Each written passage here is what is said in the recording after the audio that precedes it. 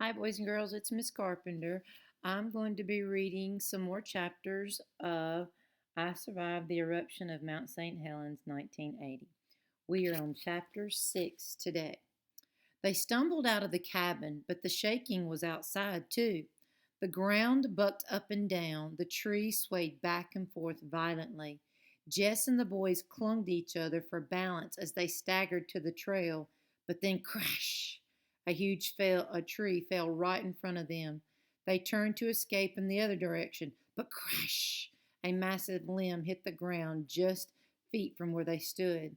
They had to get out of there. Wait, my dad's camera, Jess shouted. But there was no going back. The ground was now splitting apart like ice breaking on a frozen pond. Clods of dirt flew up. Yawning holes opened in the earth, some deeper than any grave. Jess and the twins huddled close together, their heads ducked down low, their arms wrapped tight around each other. More tree limbs crashed to the ground. Jess braced herself for the crushing blow of a huge branch hitting her head. And then, in a blink, the shaking stopped. The forest went mute.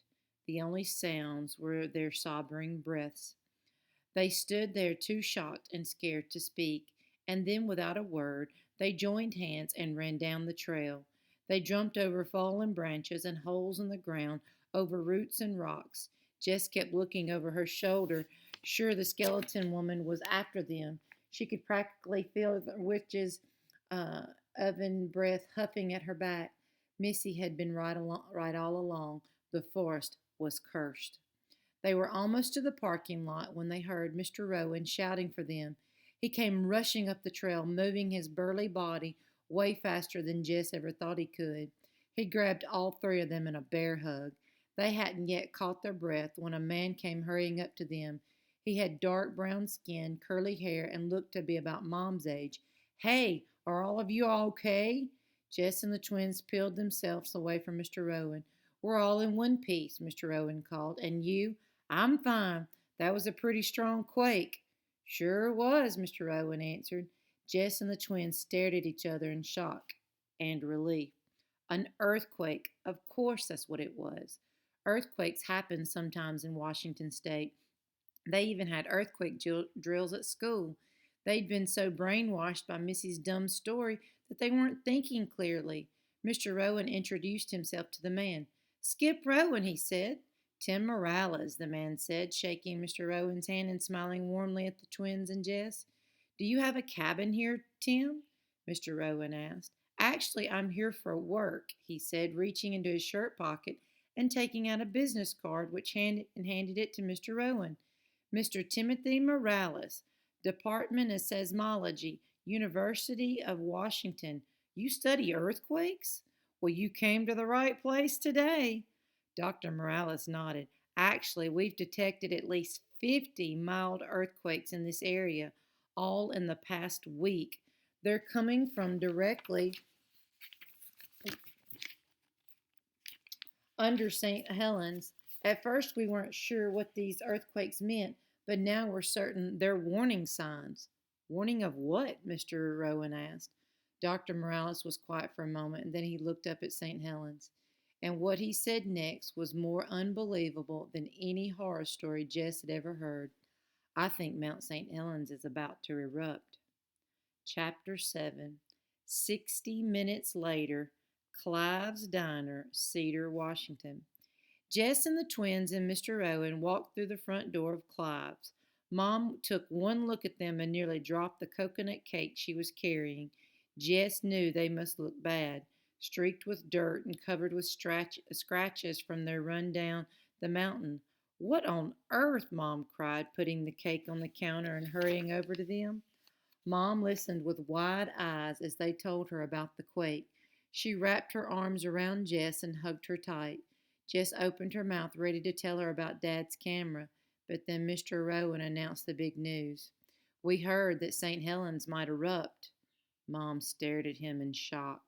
That's ridiculous, he said. Who would say such a thing? A voice from the end of the counter called out, I would. Mom had been so busy fussing over Jess and the twins that she hadn't noticed Dr. Morales, who'd walked in behind them. Mr. Rowan had invited him to join everyone at Clive's, and he'd followed them down the highway in his car. That beat up Toyota they'd spotted in the parking lot. Turned out that living through an earthquake made people fast friends. Tim here is a volcano expert. He works in a lab in Seattle. Mom looked at Dr. Morales up and down with surprise. You're a scientist?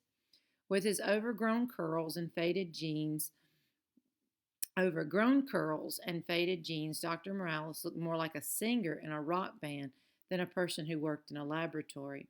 I'm not wearing my scientist uniform today, Dr. Morales laughed, but yes, I've been studying St. Helens for the past 8 years. Mom sent Jess and the twins to get cleaned up. When they returned, they found Mom and the men sitting in a booth. There were mugs of hot chocolate waiting for Jess and the boys. There were no other customers in the diner, so Mom was free to sit with them. But I didn't think St. Helens could erupt, Mom said. I didn't either, Mr. Rowan said. I figured it was the kind of volcano that's dead, or whatever the word they use. You mean extinct? But no, St. Helens is not extinct. It's just been dormant, which means it's been quiet for a while, Dr. Morales explained. But it's always been so peaceful, Mom said. It has been perfectly quiet for 123 years, Dr. Morales said. The last time it erupted was in 1857, but St. Helens is the most active volcano in the West. It has erupted dozens of times over the past few thousand years. There have been massive explosions, lava flows, avalanches, and mudslides. One eruption about 500 years ago buried much of the valley under 200 feet of rock and ash and mud. What about Cedar? Mom asked. Cedar is up on a ridge, and I don't think any of the eruptions have reached this far before. It's a safe place. Good, Mom said with a nervous smile. I was about to start packing up.